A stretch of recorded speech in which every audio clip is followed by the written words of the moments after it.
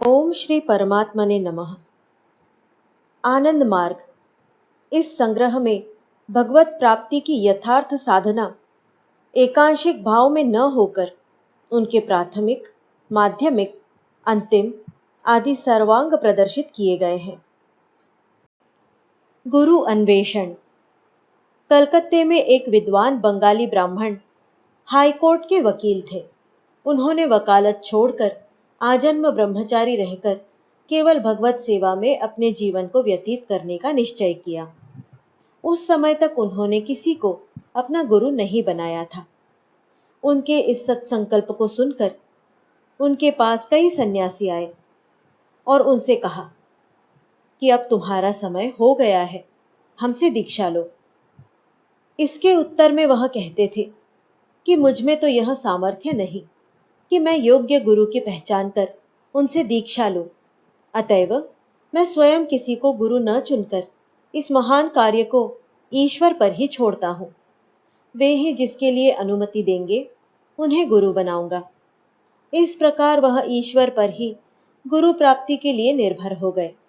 परिणाम यह हुआ कि एक दिन एक बड़े सद्गुरु ने स्वयं आह्वान करके उनको दीक्षा दी।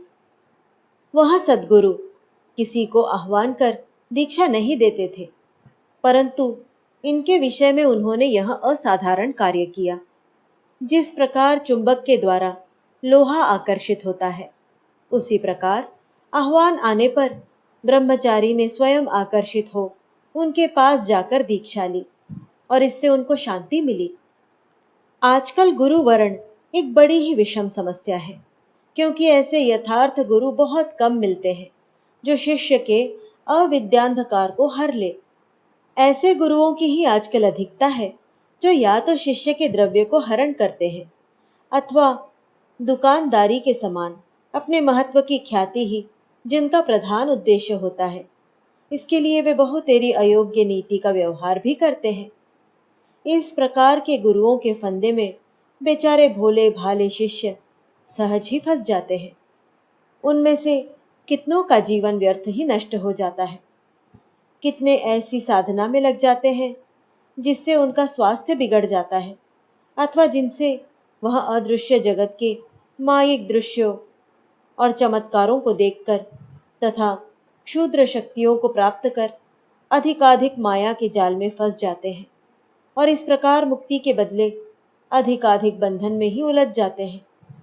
आजकल के कलियुगी नामधारी गुरुओं का प्रायः यही कथन होता है कि केवल मैं ही एक सत्य पंथ और सत्य सिद्धांत को जानता हूँ, अन्य सब पंथ अधूरे अथवा नकल मात्र हैं।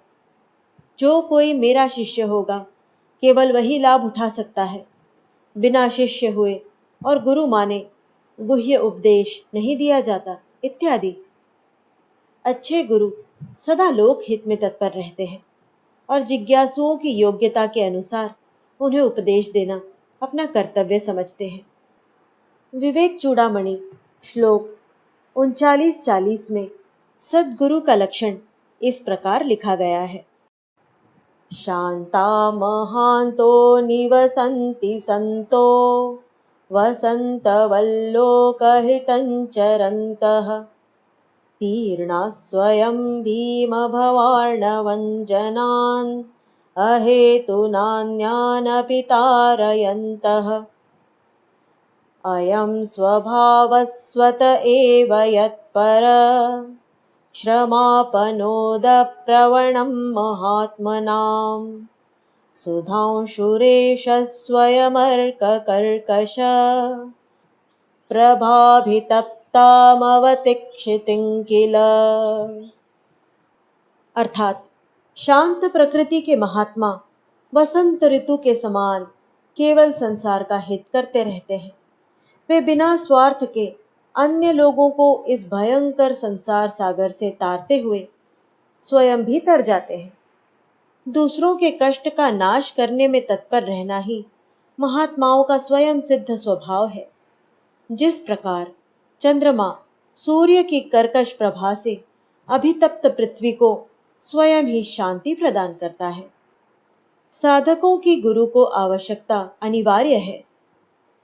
प्रारंभिक साधना के हो जाने पर अथवा प्रारंभिक साधना का यथार्थ रूप जानने के लिए और उसमें विशेष रूप से प्रवृत्त होने के लिए गुरु का होना अत्यंत आवश्यक है। जो सच्चे श्रद्धालु साधक हैं और भगवान का भरोसा करते हैं, उनको भगवान किसी न किसी प्रकार सद्गुरु से संबंध करा ही देते हैं। सद्गुरु की प्राप्ति का एक उपाय है, एकादशी के दिन पूर्ण निराहार उपवास करें और संध्या को स्नान करके जब ध्यान आदि करने के बाद सोने के समय लिपी हुई जमीन पर जल से पवित्र की हुई कुश की चटाई पर सोवे और नींद आने के पूर्व गीता के निम्न श्लोक को मन ही मन रटता रहे और रटन करते समय इसके अर्थ की भी भावना करता रहे।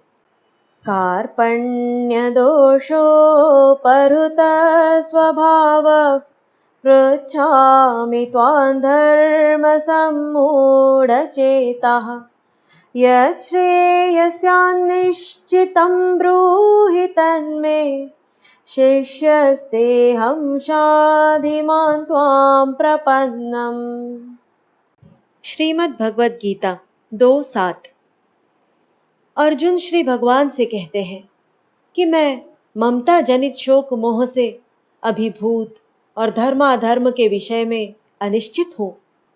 मैं अत्यंत दीन और ज्ञान विहीन आपके शरणागत हूँ, आपका शिष्य हूँ।